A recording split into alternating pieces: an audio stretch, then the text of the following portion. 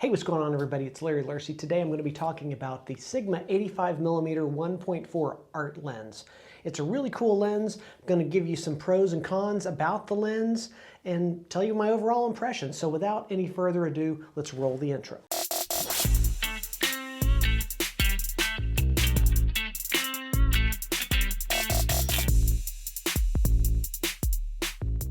Okay, disclaimer, this is not going to be a super technical review. We're not going to be talking about what kind of elements are in the lenses and things like that. What I'm going to do is tell you from a professional photographer standpoint, using this lens both in the studio and on location, what kind of results I get, and if it's a lens that I would want to use personally. Okay, so if you've been watching my channel, you know that a while back I reviewed the Canon RF series 85mm, which is a 1.2 lens, and I absolutely loved it. So I thought it'd be interesting to try out Sigma's version of this, which is the 1.4 art lens, and see how it compares. Now the two lenses have a couple of things in common. One, they're both 85mm prime lenses. They're both pretty big lenses. This one, still a pretty good sized lens, the Sigma, not quite as big and heavy as its Canon counterpart, but still pretty solid feeling. And I don't know if that's a plus or a minus. In a way, it's kind of a plus that it's not as big and heavy, but still feels very solid compared to that Canon RF lens. Now it is an EF mount, so if you're using a camera like the R5 that has the RF mount on it, you'll have to use the adapter, which is kind of a negative. It's a little bit of a pain, and I was a little worried that that might slow down the interaction between the lens and the camera, maybe make it focus slower, things like that. But honestly, that was not a big issue during my experience over the last few weeks. One of the differences is the f-stop, going from a 1.4 versus the 1.2 on that Canon lens. Now it's 1.2 to 1.4, that's like what, a third of a stop? Not a very big difference. They both will get you that really shallow depth of field look. I did feel like the Canon one did a little better job of doing the thing where the eye's in focus and the ear's out of focus. Not that I use that particular look very often, but if that's what you're trying to get is a really, really thin depth of field, I do feel like that 1.2 does seem to be a little shallower than the 1.4, although I can't imagine it's that big of a difference. It's probably mostly in my head. One big difference between the two lenses, however, is the price.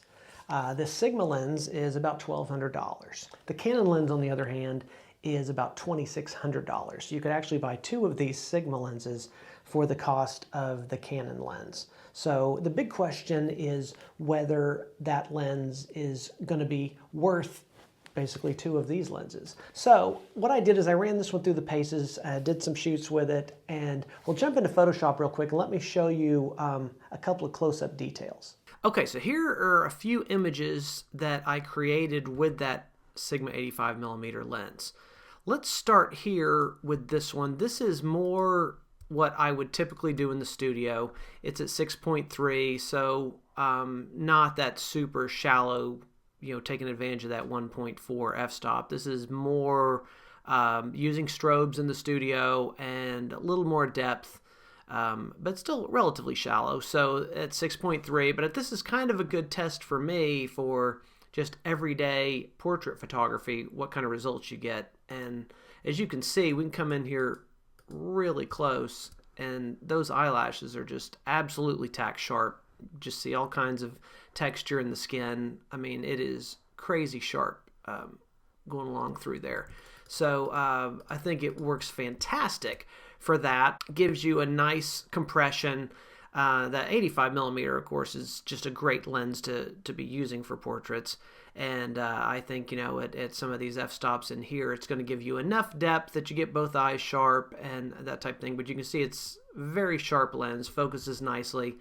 Then we did one, this is more trying to push that 1.4. We just used some window light, brought up the ISO a little bit. And you can see in here, still pretty sharp through here. You can see a lot of texture in those eyelashes and right up here above the eye.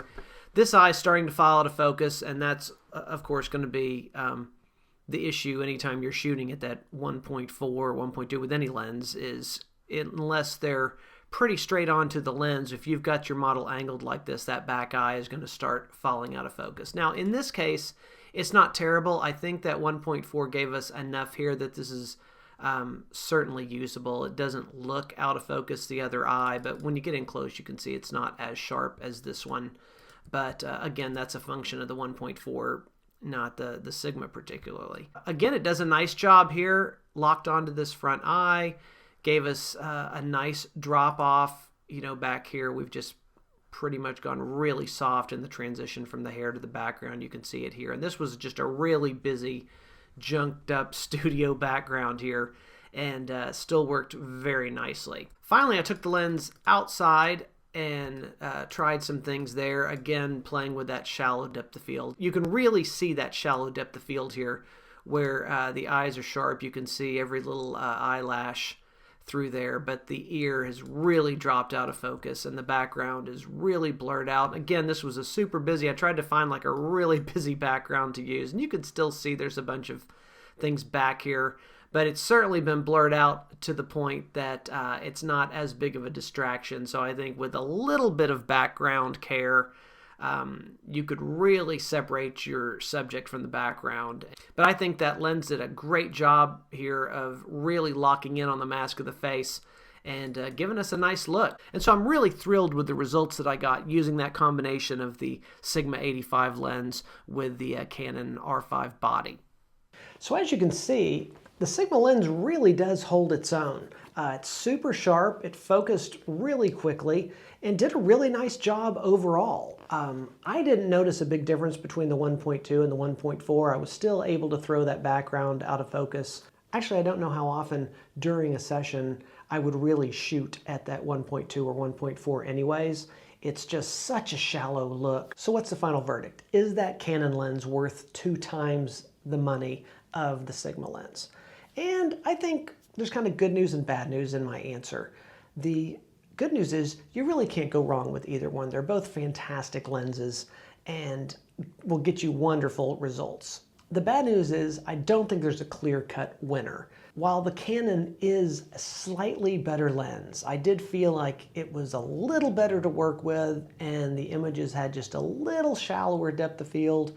I don't think that it was drastically different, and with that price difference being so drastic, I think you've kind of got to decide whether you want to pay for that luxury of that extra 0.2 on your f-stop. From a business standpoint, probably doesn't make sense to pay $2,600 when you could get one for $1,200. But by using that Canon lens, you're getting the RF mount, you're getting a slightly faster response time, and you're not going to have any sort of compatibility issues if Canon starts changing things up somewhere down the road and all of a sudden the third-party lenses don't work or something like that. So it is kind of a safer pick, but I think you could also go with the Sigma lens and be really happy with it. I think it will definitely hold its own. So if you own either one of these lenses, leave me a comment below and let me know, or if you're thinking about buying one of them, and let me know your thoughts. Do you feel that one lens is better than the other, or do you feel like they're worth that price difference? Would love to hear your thoughts on that, but that's all we have for this week. I hope that helps you out a little bit with your choice between the 2 lenses, although it really is kind of a personal preference. That's it for this week. I'll talk to you later. Take care. Bye-bye.